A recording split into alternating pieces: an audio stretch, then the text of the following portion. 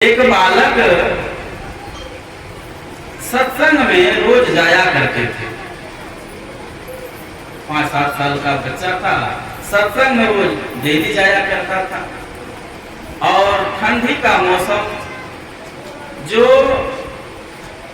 वृद्ध लोग जाते थे, जवान लोग जाते थे तो उनके तो भाई कोई बात नहीं, लेकिन जब बच्चे को रोज बराबर सत्संग में जाते देखा, गुरु नानक साहब ने कहा, अरे तुम रोज सत्संग में आते हो ठंडी के समय में, तुम सत्संग में क्या समझते हो?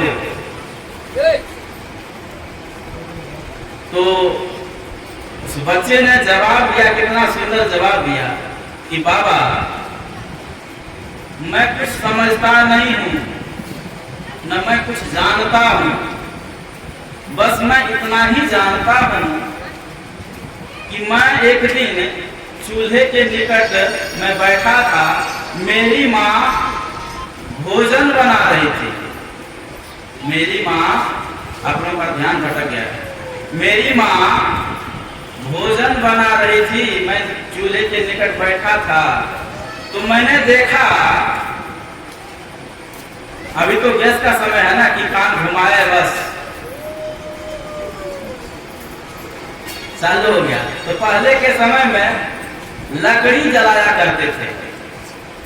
उस बच्चे ने कहा कि मेरी माँ भोजन बना रही थी तो उस चूल्हा में लकड़ी जलाया करते थे, तो मैंने देखा कि जो पतली पतली टहनी है वो तो जल्दी जल्दी जो है जल करके समाप्त हो जाता था, और जो मोटी मोटी लकड़ियां थी वो देर से जलता था।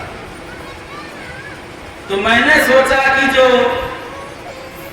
बड़े उम्र के लोग हैं, जो जवान हैं, वो तो देर से मरेंगे, मैं तो बच्चा हूं, मैं जल्दी मर जाऊंगा, इसलिए आपके सत्संग में मैं रोज आया करता हूं।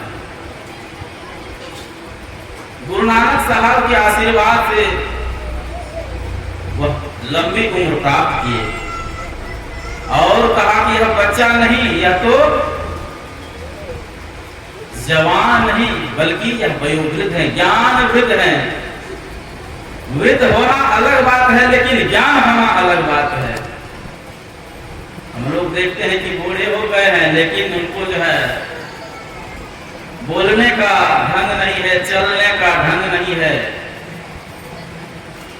तो यह ज्ञान कहां से मिलेगा? चलने का, बोलने का, उठने का, बैठने का, खाने का, पीने का, यह सारा का सारा ज्ञान इसी सत्संग से आपको प्राप्त होगा। इसलिए सत्संग से लागी रहो रे भाई, तेरी बिगड़ी बन जाई, बिगड़ा हुआ काम बन जाएगा। सत्संग से लग करके रहिए। और समय भी ज्यादा हो गया, हमारे प्रवक्ता लोग भी बहुत ज्यादा हैं, और मैं तो खास करके मैं सुनता हूं, मैं तो वक्ता नहीं हूं, मैं बोलता नहीं हूं। इसलिए आगे हमारे कुछ देवी बाबा हैं, उनके मुखारबिंद से सुनेंगे तो ज्यादा लाभ होगा। बोलिए प्रेम से श्री सतगुरु महाराज की।